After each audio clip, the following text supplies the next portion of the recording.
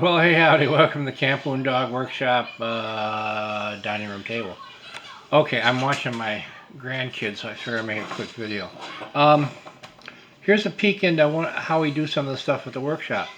You know, the 319 Aerolite lantern was Coleman's second attempt at a portable lantern. The first one, the 316, was a pretty big deal because guys could carry their light around with them even outdoors when it was raining. It had big shade and a glass globe, but the problem with that was it was big, heavy, bulky, and the globe was easily broke if a cow kicked it or something like that.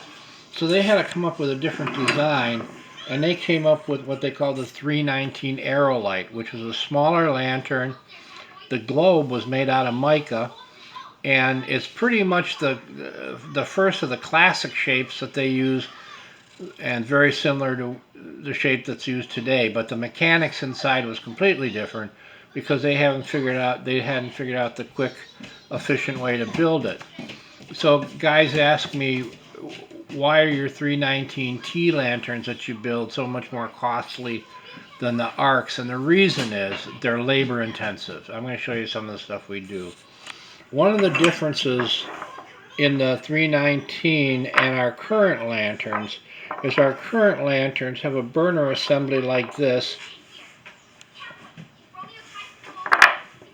Air comes in there and you got your two burner tubes.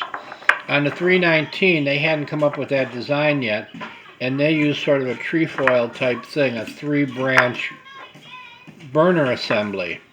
Now, nothing they make today uses this burner, so when I build a 319T, I gotta make the burner assembly. So what I do is I take a classic assembly and another one, and I whack off one of the tubes and turn it around, drill a hole in that, and silver solder the whole thing together. So I got a gadget like that. Now, in the process, this center hole gets blocked off. These two holes support the burner tubes. This hole supports the intake from the air manifold. Now, as far as the frame goes, today they just use a single air tube coming up and everything's attached to that. But on the 319s, they use an external frame like this. And if you don't get that shape right, it's a bear to make the lantern. So basically what I've done is measured, cut and pasted, measured again, and I have, this is how I do it. I have this block assembly that I use to score the pieces of metal. I'll put a hunk of metal in. This tells me how long I should cut it, so I put my blank in, cut it off there. I score it with the grinder there, go about a third of the way through the stock, turn it around, get the other side third of the way through.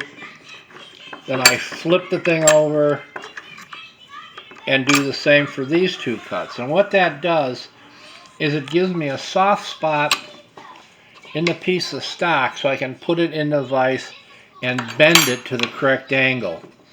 Now I finally figured out that there was an easy way to determine the angle.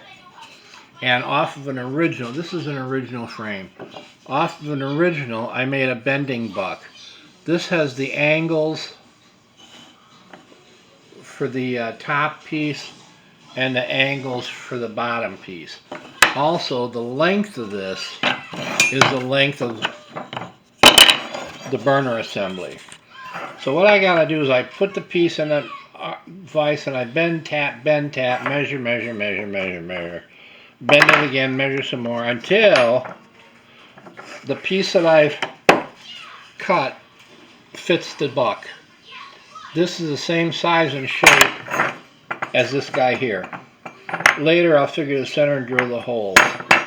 Then I gotta put a hole there and a hole there and go through the same procedure to bend the other side. See, that's for the bottom and that's for the top. And both of them give me the length of the piece I need to cut. So anyway, after I get those done, I drill the two holes here, insert a piece of rod, and I leave it a little proud on both ends, about 1/8 of an inch long, braze it so it's one solid piece. So there you go. That's what it takes to get the most of the guts done for the 319 Aerolite T that we build here in the shop. Alright, just something to look at if you got nothing better to do. There you go. Thanks for stopping by. Talk to you later. Bye.